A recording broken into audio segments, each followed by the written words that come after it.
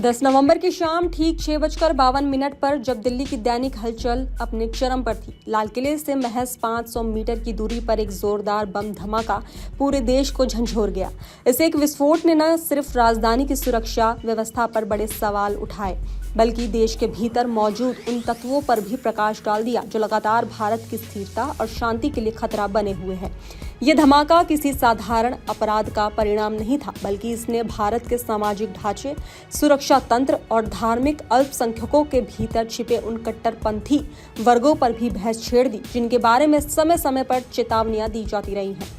यही कारण है कि ये घटना तत्काल ही उस कथन को फिर से चर्चा में ले आई जो देश के पूर्व chief of defence staff general Vipin Rawat ने कहा था कि भारत को युद्ध केवल 2 मोर्चों पर नहीं लड़ना पड़ता, बल्कि 2.5 मोर्चों पर लड़ना पड़ता है।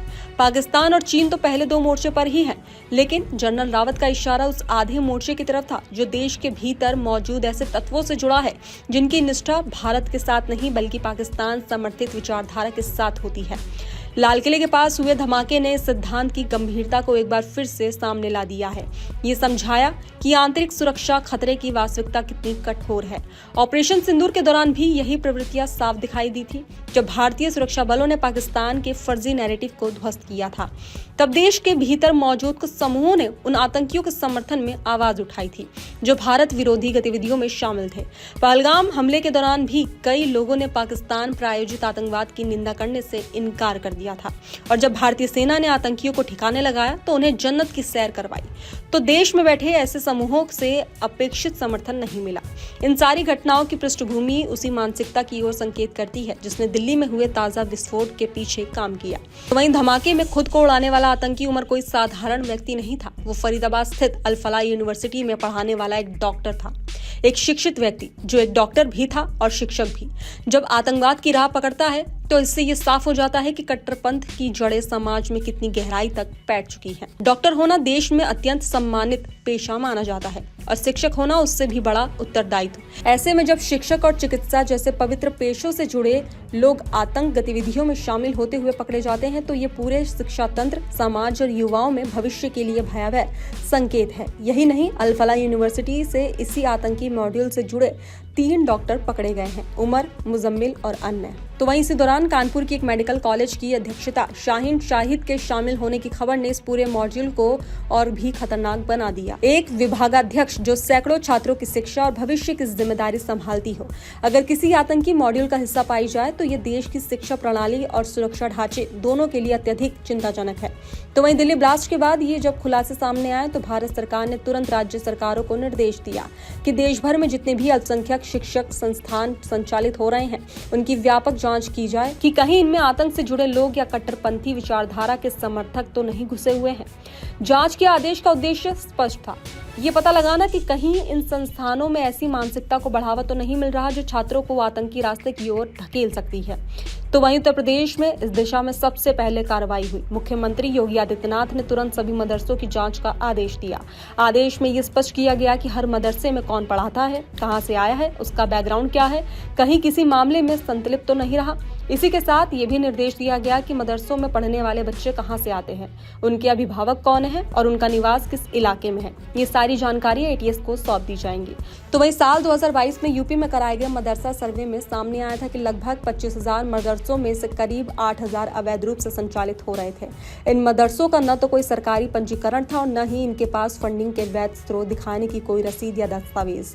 जब फंडिंग के बारे में पूछा गया तो उन्होंने केवल ज़कात यानी दान का हवाला दिया। इन ज़कात की प्राप्तियों की कोई रसीद तक उपलब्ध नहीं थी। ये पहली बार नहीं था कि मदरसों के नाम पर फंडिंग में गड़बड़ियां सामने आई हो, लेकिन इस नए आतंकी मॉड्यूल ने इन संदेहों को और ज्यादा मजबूत कर दिया है। तो वहीं अल फलाह यूनिवर्सिटी और इससे जुड़े ट्रस्ट के फाउंडर जवाद अहमद सिद्दीकी का मामला भी इसी जांच चक्र का हिस्सा बन गया।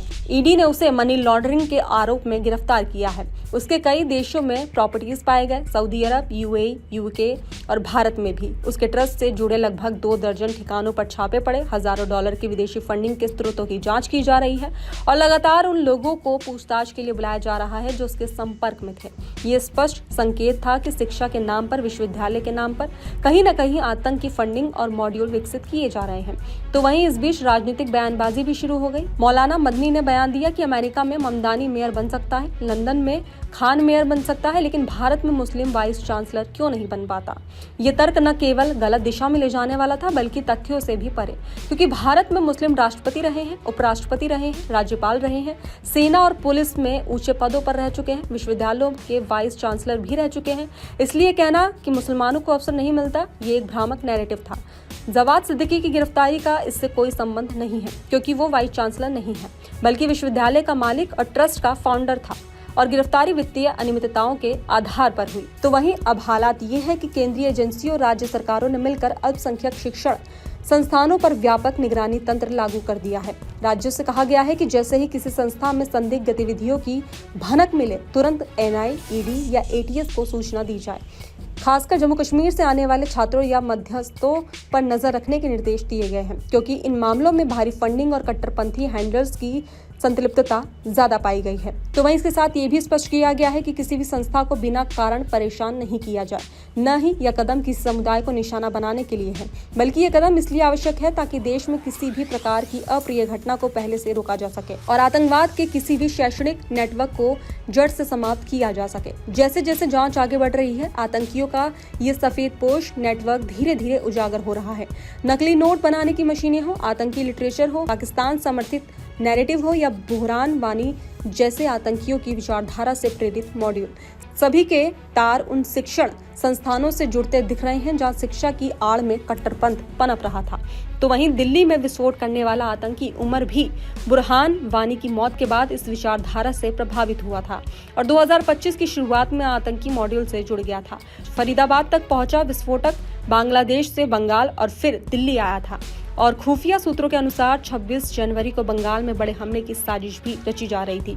तो वहीं ये पूरा घटनाक्रम एक कड़े सबक की तरह है कि आतंकवाद अब केवल जंगलों, सीमाओं या पहाड़ों में छिपकर नहीं फल फूल रहा, बल्कि शहरों, विश्वविद्यालयों और शिक्षित वर्ग की आड़ में भी अपनी जड़ें फैला चुका है।